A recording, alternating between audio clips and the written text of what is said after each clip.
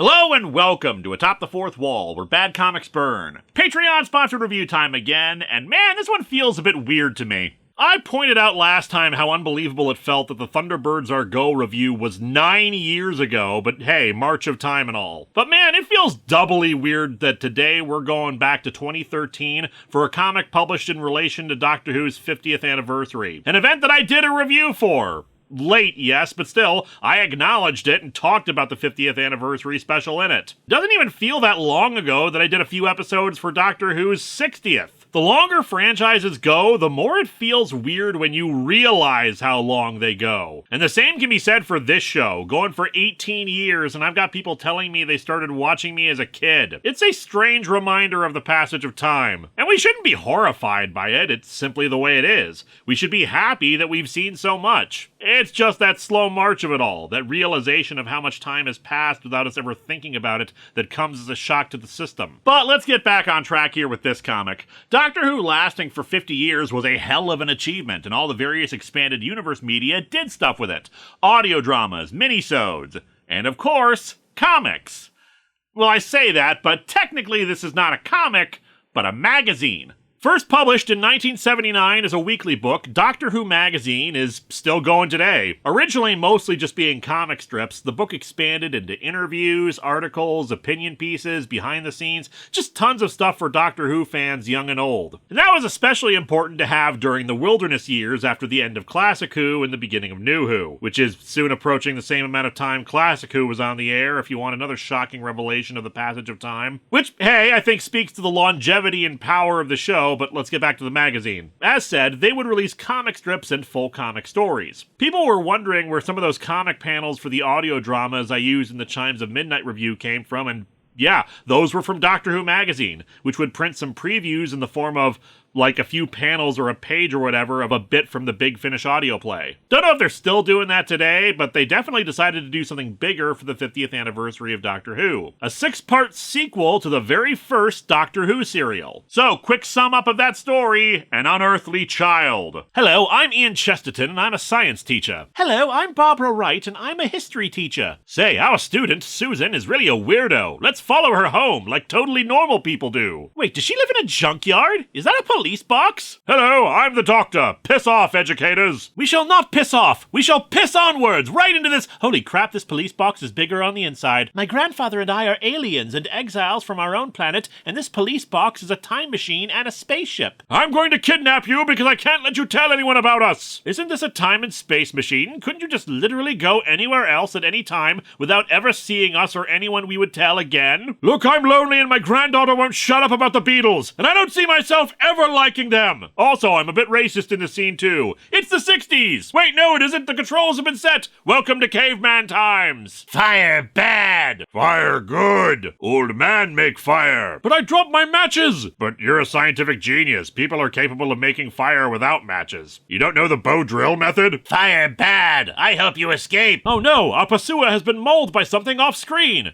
He's a human being. We have to help him. Here, I'll help him with this medical rock. Dude, are you serious right now? I am going to spend the rest of my life atoning for almost murdering this caveman. Fire good! Any idiot can make fire! Isn't that right, Doctor? I am also going to spend the rest of my life never getting your name right. Thanks for fire! Enjoy being my prisoners! Say, you guys ever heard of Ghost Rider? Johnny Blaze not invented for 9 more years. Oh no, flaming skulls! Well, we got away from them. Also, I don't actually know how to get you home. Let's take a shower and hopefully we've landed somewhere without any radioactively mutated genocidal blobs and tanks. Well, radiation reads normal. Let's make sure not to look at it or the bright flashing light on it after we shower. Yeah, I'll get into more details as we go along. Let's dig into Doctor Who, Hunters of the Burning Stone.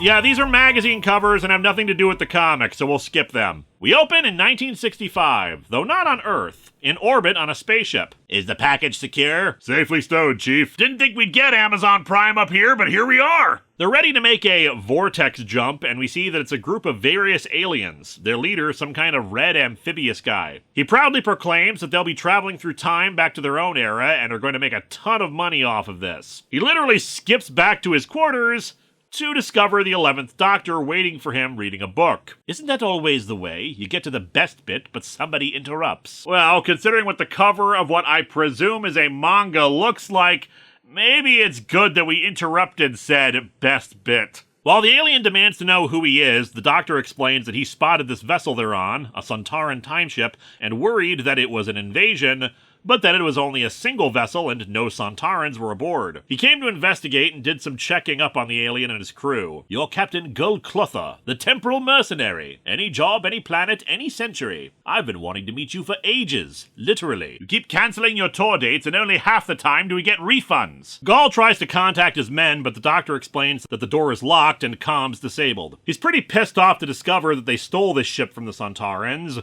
by murdering the entire crew and keeping a visual record of watching them all die, something he clearly keeps around because he enjoys watching them die. And while Sontarans are villains on the show, they don't exactly deserve this fate, nor someone gleefully rewatching their deaths. Gall threatens the Doctor with a weapon that looks like a sculpture, but the Doctor says he already reconfigured the thing so it'll zap the user and not the target. Gall doesn't believe him, and zaps himself unconscious. We cut to the year 2013, where another ship is arriving at Cornucopia, a spaceport for refueling. The captain is pissed about a bunch of new bureaucracy delaying his departure, and meets with Miss Ghost, who explains that the space dock is under new management that's trying to clean the place up after it was formerly owned by crime lords. This is apparently a follow-up to another Doctor Who story where he had met Miss Ghost there. Anyway, she seems to claim that they're doing their own crime thing, wanting a cut of their profits, and he prepares to kill her in retaliation, but she knocks him out and contacts Control to say they'll have to do their plan the hard way now. She also apparently has her own 11th Doctor sonic screwdriver. You're not special, I have one too. She activates some kind of weird Iron Man armor that's equipped with a cloaking device. She finds what she's looking for. Psi-responsive metal kept in liquid form. I'm assuming that means a liquid metal that responds to thoughts or psychic influence. In any case, she says that it was the same material used to build the Ziggurat. Has to do with the other story this is a sequel to. But before she can really do anything to it, the captain is found and the ship quickly blasts off. The power for her cloaking device runs out and the crew quickly begins hunting her. Back to the Doctor, he's in a similar pickle as their own unconscious captain is discovered,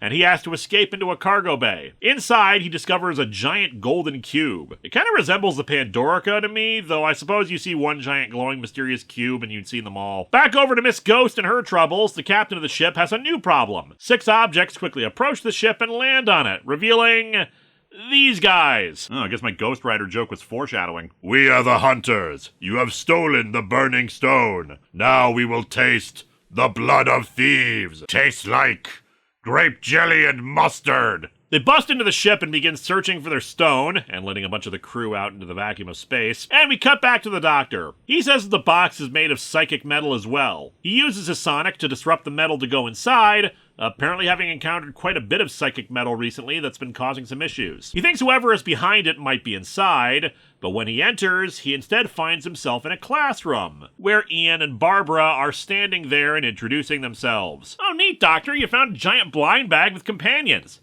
Oh, see if you can find one with an ultra-rare Donna Noble inside. As we go into part 2, the Doctor is naturally shocked to see them. He can tell that they're real people, but when he tries to talk to them about their adventures with the first Doctor, they can't recall. Looking around, the Doctor figures that they're in the perfect prison, one where they don't even know they're in it. Reminding them of meeting the Doctor in the junkyard and drawing a picture of the TARDIS, their memories return, except they were never around when the Doctor regenerated, and they were from before the word regeneration even existed on the show, so even as the Doctor drags him out of the box and says he's the Doctor, they don't believe him. He leads them to the engine room, where the TARDIS is stored, and he brings them in, though they're baffled by the different appearance of the console room. Ian, being a skeptic, thinks this might all be an illusion meant to trick them, especially since he has a hard time believing this young-looking, almost manic person could be the Doctor. The Doctor shows off what's got him on the trail of all this. A bunch of items made of psychic metal that have been raining down on Earth for centuries. They're all powered by emotions. They use people, turn them into psychic transmitters. They create havoc wherever they fall. Man, how many of those things have been falling in just the last 10 years? Somehow, they're tied to a question people keep asking me. What is buried in man? Some sort of miserable pile of secrets, I'd say. But of course, he's confused why the hell the two of them are suddenly mixed up in all this. He tries to reassure them that he's really the Doctor, citing adventures they've had, but Ian points out that whoever kidnapped them could read their minds, so there's nothing that would stop whoever he is from doing so either. Still, for the moment, they have bigger fish to fry. The Doctor had ripped out the navigational compensator of the mercenary ship, which would tell them where they were going. Reading it reveals they were headed to Cornucopia, so that's their next destination. So you just plot a course and this ship takes you there? Yep. Well, now I know for certain this isn't the TARDIS. The TARDIS never had Google Maps installed. Back on the cargo ship, things continue to go badly for the crew as the hunters slaughter their way through it looking for their stone. Miss Ghost grabs a crew member and threatens him with a gun and demands to know where they got the psychic metal and where they were taking it. He says it was taken from a mining ship but doesn't know where it was heading. Miss Ghost blows up the liquid metal before the hunters can grab it. And in their rage, they decide to destroy everything. The crew member begs Miss Ghost to take him with her as she opens a portal to escape, but since he doesn't know where the ship was headed, she thinks he's useless and leaves him behind. You know, looking up this character, I discovered she has multiple names. Let's add another to the list. Asshole! The ship is blown up and the hunters begin a new search. The Doctor, Ian, and Barbara land in Cornucopia wearing cloaks to try to partially hide themselves and begin walking through an alien marketplace. He recounts the events of the last time he was here, that the ziggurat, powered by pure greed, had dragged the place into a century-long recession. But now things seem to be on the upward swing. Privately, Ian and Barbara continue to speculate on whether this is really the Doctor or not, Ian needing some more evidence, but acknowledge that given all the weird things they've seen, it's not impossible. They soon spot the hunters overhead flying down into the central plaza. The hunters find some juggling clowns and demand to know where the stone is, and the clown explains that the golden ziggurat was destroyed. And the hunter just vaporizes him and says they'll make this place scream and die. Well, that's gonna be confusing. Now both Miss Ghost and these guys can be called assholes. Next issue! The hunters have somehow expanded their numbers, less than 100 in total, but still a lot, and they're all trying to murder everyone in Cornucopia. The military forces are having no effect on them, but fortunately there's a dude in a bow tie who can throw durian fruits at them. But yeah, the Doctor gets one of them to stop killing people by distracting him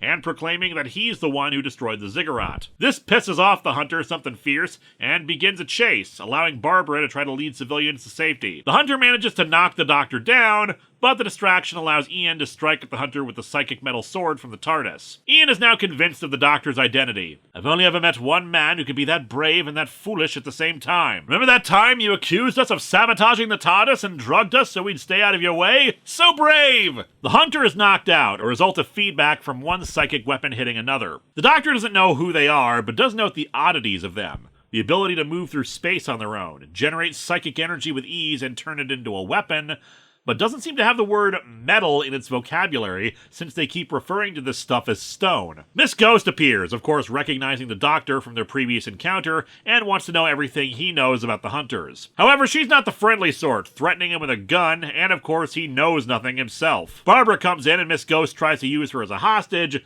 but her struggles in return cause them both to fall back into the portal. It crackles out and the Doctor says that it wasn't set for two people, so it destabilized and they must have ended up somewhere close by. Ian laments being dragged back into all this stuff after just getting their lives back, but there's no time to dwell on that, heading for higher ground. The Doctor tries to use his sonic to call for help, except a bunch of aliens he wasn't expecting show up instead. So which lantern corps do these guys belong to? Welcome to the Grand Equation, Ian Chesterton. Your contribution is appreciated. Oh god, you make one political donation and then it's never ending. They introduce themselves as the Prometheians, the gift bearers, the teachers, the Shapers, the Santa Clauses. They were the ones who requested Ian and Barbara be brought into this whole mess, but they specifically didn't want the Doctor involved because of how arrogant and undisciplined he is. The Doctor deduces, based on how they're coated with the psychic metal, that they're behind all the various bits of psychic metal he's encountered lately. And he's pissed about it given how many people and civilizations have been killed by this stuff. Before the Doctor can continue ranting, though, he's picked up by an alien and a Scooty Puff Jr. This is Horatio Link, a thief whom the Doctor Doctor encountered in the last story on Cornucopia. They exchange notes, though there's not much to say other than everything is going to hell and we need to find Barbara. Speaking of, Barbara wakes up on a spaceship 2,000 miles above the city, where Miss Ghost is observing the Prometheians. Barbara demands to know who Miss Ghost is, and she starts taking off her helmet. Back over to our heroes, they're breaking into Miss Ghost's apartment to try to find a lead, dealing with a security system made of balls. I can find the shutdown code! So could I if I wasn't busy saving you again! Will you two please concentrate? Focus on balls, gentlemen! Looking around, the Doctor discovers a doll,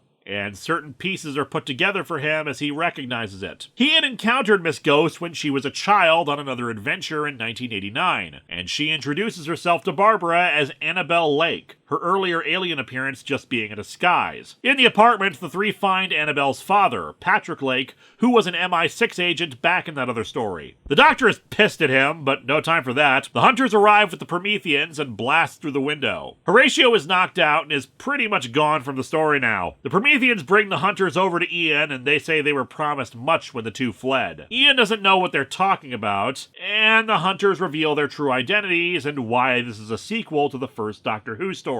The flaming skulls trick, not knowing what metal is, the animal skins they wear over their armor. The hunters are, in fact, the caveman tribe that the group encountered in An Unearthly Child. Next, Quantum Leap. Wait, is one of them Sam Beckett too? Barbara and Miss Ghost observe all this going down as the Doctor asks the Prometheians, well, why do all of this? The cavemen, known as the tribe of Gum, to distinguish them from the tribes of Taffy and Licorice, were almost overlooked by the Prometheians, who see it as their sacred duty to aid lesser species in evolving to something greater. They detected the distortion in the time fields as a result of the TARDIS crew landing and observed what happened. We saw you give them the gift of fire, the power to manipulate natural energies of their world. We were going to introduce them to electric juicers first, but fine if you want to crawl before you run. Also, while they did technically give them fire, the tribe was already aware of fire. Za, the head of the tribe, was facing a lot of pressure to produce fire since his father, the former head of the tribe, knew how to do it but never passed the knowledge on to him. They also observed that their presence helped spark the idea of social unity and the strategic benefit of subterfuge via the flaming skulls. But then you simply departed.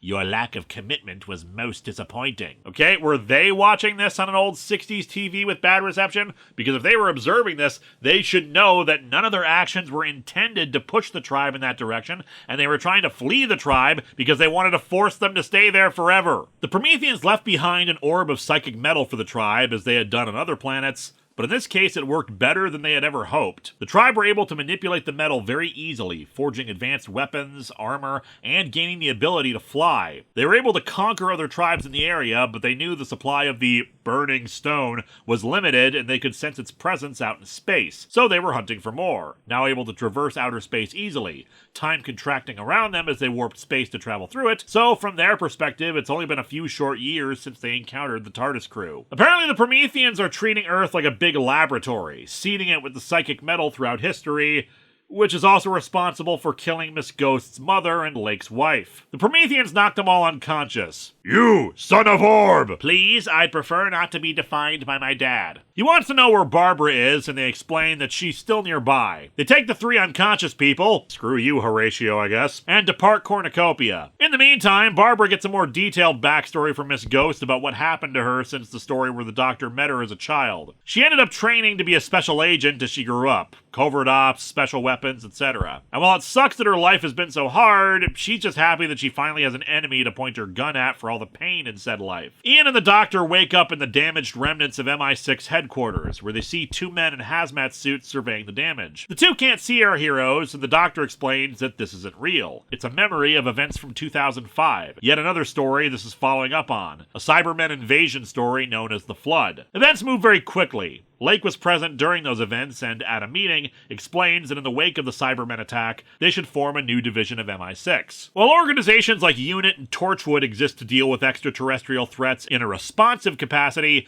they want to do the old stop threats before they become threats spiel that is so popular with crappy superhero teams. They also acquired the Doctor's sonic screwdriver from one of the previous stories, intending on using it to unlock all the alien technology that they've been acquiring over the last century and use it to establish a presence in space. Which does go to show that in New Who, the sonic screwdriver really is just a magic wand, since it's also a piece of alien technology, and they have no idea how to operate it or look at the readings on it that the Doctor is able to discern by looking at it. Miss Ghost was transferred to the new division, and they reverse-engineered cyber technology to create the camouflage suit she was wearing. How do you feel? Like a Ford Focus. So, kinda cheap? They also recovered a spaceship from the Indian Ocean and plan to use it to travel to a few places, including Cornucopia. They find the real Lake, who says that this is happening because the Prometheians are scanning his mind. He wants the Doctor to kill him to protect his secrets, but the Doctor just puts him to sleep, since they need a conscious mind to do this. The images fade away, and instead they find themselves atop a massive OSHA violation made up of golden swirling pathways. Ian says it resembles the neural system of the human brain, still changing as new pathways and synapses form. The golden pathways are the psychic metal, the Doctor suspecting that building this thing is why they've been collecting the stuff. A bunch of symbols appear in the sky, mostly different representations of the sun. They go to the conclusion that the Prometheians imparted the symbol of the sun as a kind of race memory for humanity, but for what reason, they don't know. The Prometheians show up, saying that Za and the cavemen have gone off to do their own thing. The Doctor demands an explanation, but the Prometheians are just concerned about how much anger he has, wanting to guide him. They reach into his mind and bring up an image of Gallifrey during the final day of the Time War. He runs away, trying to push the Prometheians out of his head, he and Ian soon falling into a swirl. You have lived a chaotic life, Doctor, full of struggle and pain and loss. Do you even remember how to play the spoons anymore? Also, we appear to have shrunken you given the sizes of all these faces of your enemies. As we resume in the penultimate part, Ian says that all this is the Doctor's past, and because he's fighting it, it's putting him in this position. The Doctor doesn't want Ian to see all this, but Ian gets him to stop trying to run away from said past. First, they flash back to them escaping from the tribe back in An Unearthly Child, where the Doctor wanted to leave an injured Za behind instead of helping him. Look at me, so wrapped up in my own brilliance I can barely hear you speak. I had such perfect hair back then. I invented a shampoo that was so good, but due to the many amnesias I've gone through, I've completely forgotten how to make it. He recounts how he was such an asshole in his early days. His arrogance, his cowardice, his selfishness, refusal to acknowledge his own mistakes. It was only by the time of the Marco Polo story that he and the others finally all bonded. Ian claims that from then on, they knew that the Doctor would protect them and they learned so much from him. But the Doctor says it's the other way around. He learned from them. He had been convinced that such primitive people, compared to him, as a Time Lord, would be unable to handle the rigors of their journey. But instead, they inspired him to do better. After you left, I began to take other humans with me. And we see some of said companions, and only some. I mean, yeah, nothing wrong with the ones we see here. I'm just saying, apparently it's screw you to ones like Perry, Victoria, Ben, Adric, and more. Also, this loses points for not including Charlie Pollard, who was, of course, canonized for the 50th anniversary as well. Though I suppose we can forgive that one considering the memory issues there. Also, big finish, been a few years since my Chimes of Midnight review, so still waiting on that third Charlie Pollard series to resolve the cliffhanger! He says that he wanted to follow the example of all the humans he brought with him, bring some justice to the universe. And while at times it worked, the part he didn't want to show Ian is all the death left in his wake. Wars, Armageddons, just a sea of bodies that he stepped over and never looked back on. He mentions the Time War, all the death caused there, and how he was technically responsible via the events of Genesis of the Daleks. But Ian refuses to accept that, because there are just as many examples of bravery and sacrifice, that he's never stopped trying to help people, even when it cost him everything. Mind you, I'm not entirely certain that the Time Destructor there and the death of Sarah Kingdom are the best examples of that, since it was a mistake on Sarah's part to come back for the Doctor. Ian says that he needs to see himself the way everyone else does, a thread of hope running through history. He has to accept what he truly is, and forgive himself. I think New Who had a problem for a while of the show really leaning into the Doctor as savior / lonely god thing, but stories like this help remind us that the Doctor is, well, just a person. They're just trying to do the best they can, and while they have plenty they should feel guilty for, it's not necessarily something they need to continually punish themselves for forever. With that all through, Barbara and Miss Ghost arrive outside the actual structure of the place the Doctor and company are, shaped like the sun symbol again. It's massive and, of course, made of the psychic metal, and it's positioned right near Earth, almost aligned like a gun sight. The hunters locate them, and Za speaks to Barbara. He wants to know where the thing they want is, but Barbara says she'll only tell them that if she's allowed to pass and enter the structure. Za agrees as the Doctor's group rejoins the Prometheians. He's figured out what the Prometheians are up to. Every psychic object they've placed in Earth's history has been an attempt to duplicate what happened to the Hunters, but each time it's failed. Humanity's own natural evolution has caused their brains to develop and become more sophisticated and complex, less driven by primal emotion and desire, and consequently more difficult to manipulate. As such, the purpose of the structure they're on? It's a massive device that, using psychic energy, will reshape all of humanity's minds to an earlier state. Basically, it's going to turn everyone into cave people, as we see demonstrated when all of humanity looks up at the object,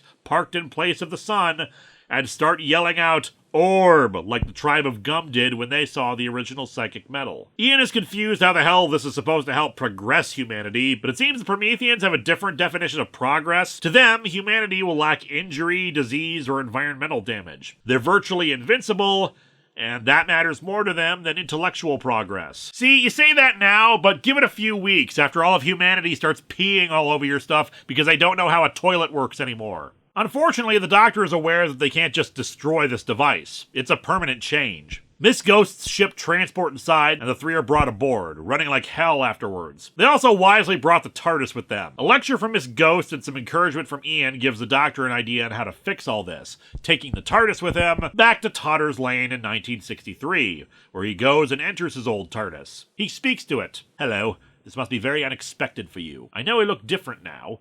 But yes, it really is me, and I am so very, very sorry. But this next bit is going to hurt." It's a suppository. Final part! Humanity is not doing great, uncertain and confused about their own surroundings now that they're basically cavemen. But Za shows up and starts demanding that all tribes join together and follow him. The Prometheians say that he'll make an excellent figurehead for them, and humanity will become fully indoctrinated soon. The TARDIS materializes in front of them, which they've been expecting. He's come to give them one final chance to surrender. No one ever takes it, but there you go. How about it, boys? Want to make history? Man, it's gonna be a fun time when eventually an episode does that. Like, halfway through, the Doctor shows up and the enemy is like, "Nope, we've heard of you. Unconditional surrender. It was nice while it lasted." They ask what he's offering in return, and he shows off the psychic metal gauntlet he recovered from a previous story, explaining that a child used it to implant his own identity into the mind of every person in London. He's going to do the same thing, but to everyone on Earth, since they're in a huge psychic transmitter like this. The Prometheians say it won't work, that humanity is only united like this because of the symbol of the sun that's been planted in their brains, but the Doctor says he's accounted for that. He's been making a bunch of hops across history and implanting the image of the police box across it. In paintings, carved in stone, on parchments,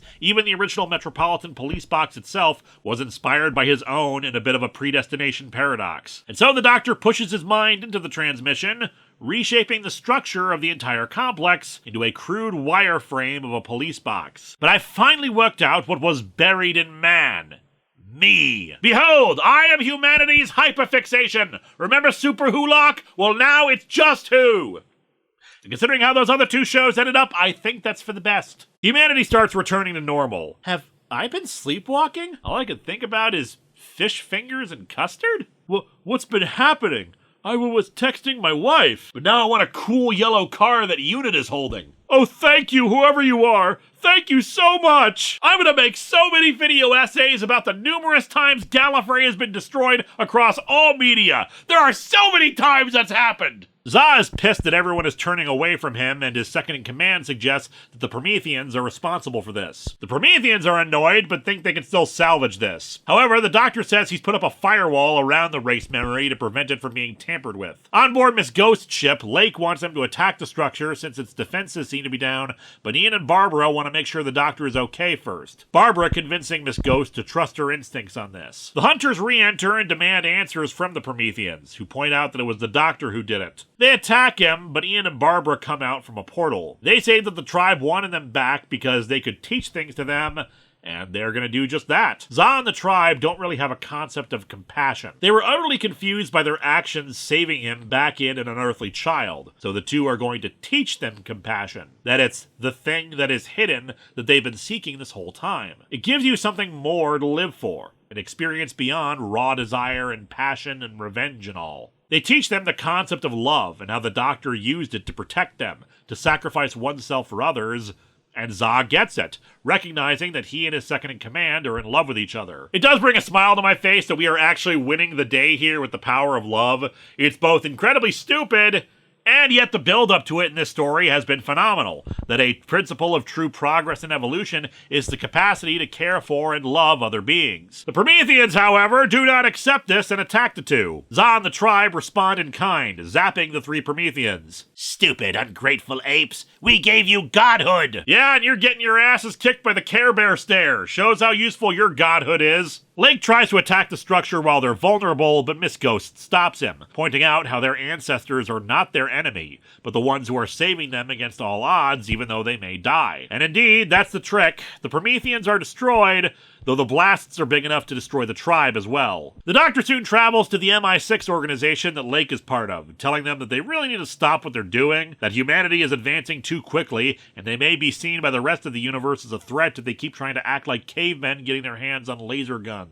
The guy in charge, Hugo, brushes him off, saying that they're going to do what they have to protect their world, and if the Doctor tries to stop them, they'll reveal all they have in the Doctor throughout time and space themselves, painting a target on him, especially since on the show during this time, the Doctor was trying to erase any records or knowledge of himself to try to stop such a thing from happening. Well, theoretically anyway. This was one of those things where it felt like Stephen Moffat had an interesting idea for a story, but then got bored and didn't actually do anything with it, and just made another story about how cool and awesome the Doctor is instead. The guy in charge says that their group is being called Wonderland, probably doing setup for more comic stories about it, I don't know. And we instead cut to 1965, where the Doctor is serving as the best man for Ian and Barbara's wedding. At the reception, Barbara asks the Doctor what he went and did after he left them on Miss Ghost's ship. He explains that in a previous story, he had gotten a message from himself in this incarnation, but said message was him in the earliest console room. When Ian had said in his pep talk about never changing, it all clicked into place. He went back in time and deliberately destroyed the TARDIS chameleon circuit so that it could never change out of the police box shape. That would ensure the image of the box was imprinted on humanity forever. I could point out the many ways this is a continuity mistake, like how even in the episode right before the 50th anniversary, the chameleon circuit was already broken, how the Fourth Doctor said it was broken when he stole it, how the Doctor was actually managed to make it somewhat work in the past. But this is Doctor Who, and continuity is, well, yarn ball theory of time travel and all. And so our comic ends with Barbara saying that the blue box is always going to be out there, appearing whenever the human race needs help. Except, during that time in the books where the Doctor was using the Jade Pagoda and all, but again, Doctor Who continuity is wacky, especially with expanded media.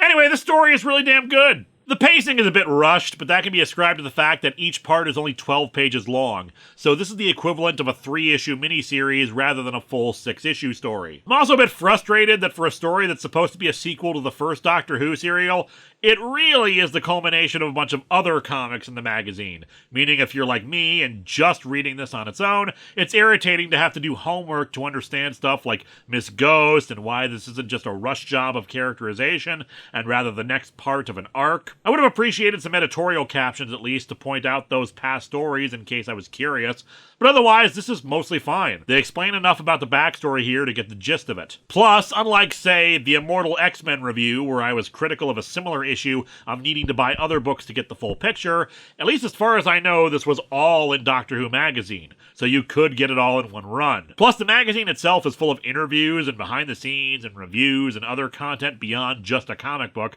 so you get a lot of value for it if you were going to do so. As for the story itself, major applause on the narrative. While it's a bit amusing that a story that was considered one of the series' historicals, meaning one without sci-fi elements beyond the TARDIS and its crew, got turned into a sci-fi story. The echoing themes throughout are very well done. The evolution of caveman to powerful being via technology, but true progress and evolution coming about because of compassion and love. You see that with Miss Ghost, the tribe, the Doctor himself, hell, even in a subtler way with Cornucopia, moving on from selfish greed to being a hub of legit activity and culture. That gets destroyed again through the greed of others. And I love the idea of the Doctor being inspired by Ian and Barbara in particular throughout their journeys. That their own humanity taught him to be a better person, and that's why a lot of his companions tend to be humans. An overall very well-written story, and it's a shame we never got an on-screen reunion between the Doctor and the two, even if they had attempted a couple of times in the show's history. Next time, we take a break from Patreon-sponsored reviews, because it's time for Event Comics Month 6,